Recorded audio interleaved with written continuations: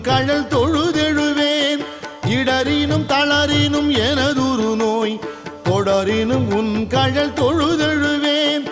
கடல்தனில் அமுதொடு கலந்த நஞ்சை மிடரினில் அடக்கிய வேதியனே. மிடரினில் அடக்கிய வேதியனே. இதுவோ எமை ஆளுமாறு ஈவதொன்றெமக்கு இல்லையே. அதுவோ